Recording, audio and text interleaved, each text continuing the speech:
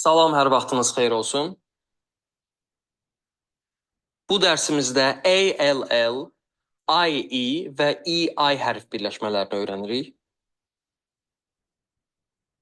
ALL hərf birləşməsi all kimi oxunur. Uzun O və L.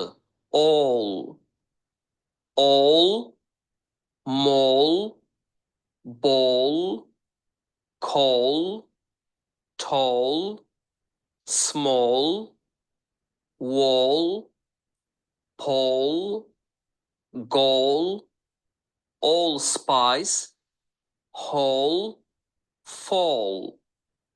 Diqqət edirik, burada bəzi digər öyrəndiyimiz qaydalarda keçərli olub bu sözlərdə. Misal üçün call, C-dən sonra A hərfi gəlib, yəni qızıl üçlükdə deyil, ona görə C, K kimi oxunmuşdur burada. Call, W-da V olaraq oxunmuruq, yəni vol oxunmuruq. Biraz U-ya daha yaxın, wall.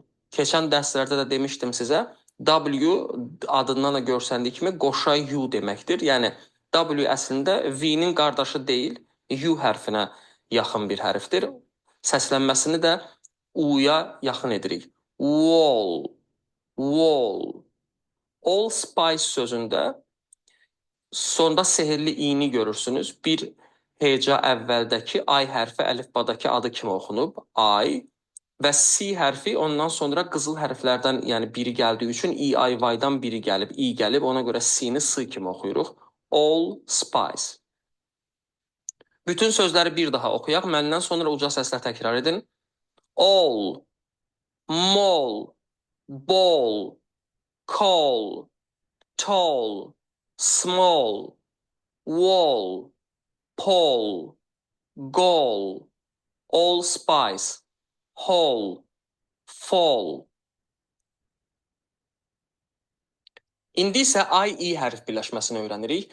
I-E hərf birləşməsi ya uzun I kimi oxunacaq, ya da I kimi oxunacaqdır.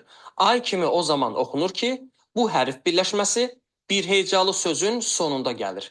Digər bütün hallarda isə uzun I kimi oxunacaqdır. Hətta bir hecalı söz olsa da belə, onun ortasında olacaqsa I-E hərf birləşməsi, o zaman I kimi oxunacaq. Yəni, bir hecalı sözdə I hərfini gördükdə onu hər zaman I kimi oxumayın. Ancaq sözün sonunda gələrsə, yəni öyrəndiyimiz bu hərf birləşməsi ancaq bir hecalı sözün sonunda olduqda I kimi oxuyuruq. Bir hecalı sözün əgər ortasında olsa, o zaman I kimi oxuyacağıq. Baxaq nümunələrə. Brief, brief. Bir hecalı sözdür və sözün ortasında da hərf birləşməsi. Ona görə uzun I olaraq oxuyuruq. Brief. Bir də diqqətinizə bir şey çatdırım. Azərbaycan dilində, ümumiyyətlə ingilis dilində də elədir. Yəni neçə sait varsa sözdə o qədər də heca var. Bu sözlərdə misal üçün IE iki saiti görüb, yəni sözün iki hecalı olduğunu düşünməyin.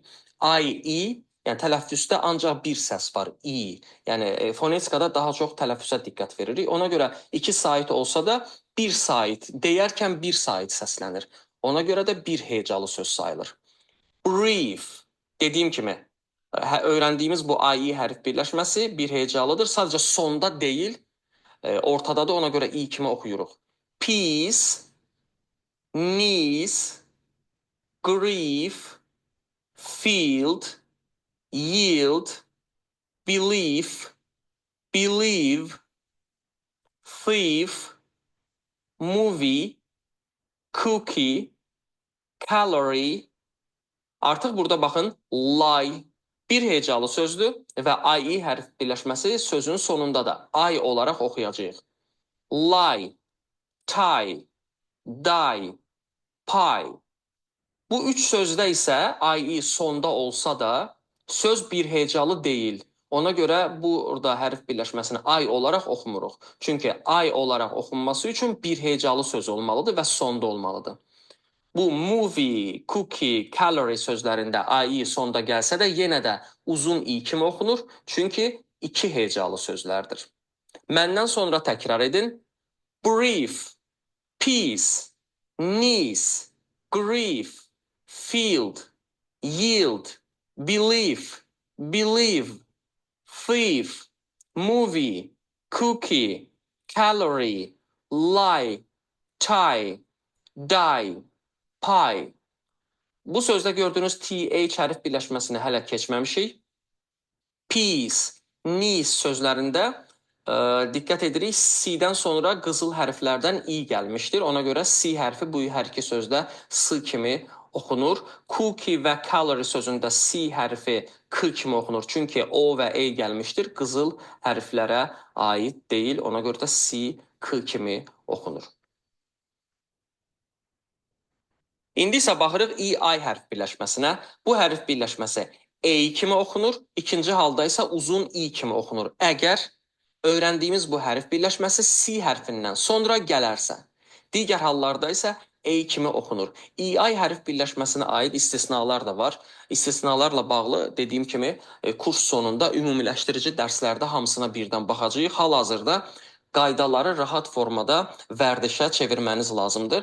Ona görə də tələbələrdə daha çox fikir yayınmasın deyə, baş qarışmasın deyə istisnalar bilərəkdən dərslər boyunca öyrədilmir. Ancaq qaydalara fokuslanırıq.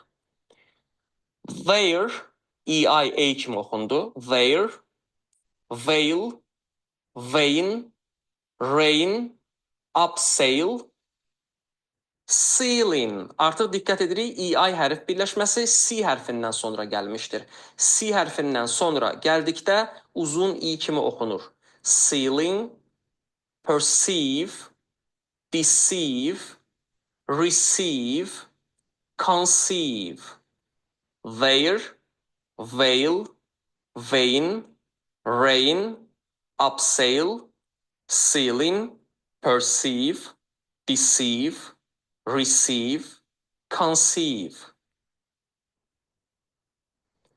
Keçən dərslərdə öyrəndiyimiz qoşa o, qoşa i və o-a hərf birləşmələri olan sözləri təkrar edirik. Məndən sonra uca səslə təkrar edin. Əlavə olaraq da bildirim ki, qoşa o-dan sonra d və k hərflərindən biri gələrsə qısa u kimi oxunacaqdır. Digər l, m, n hərflərindən biri gəldikdə uzun u kimi oxunacaq. Qoşa i bizdə uzun i səsi verir, o-a isə uzun o səsi verir. Wood, coat, book, road, deep, roast, call, look, lawn, goal, soap, need, soon, oak, goat,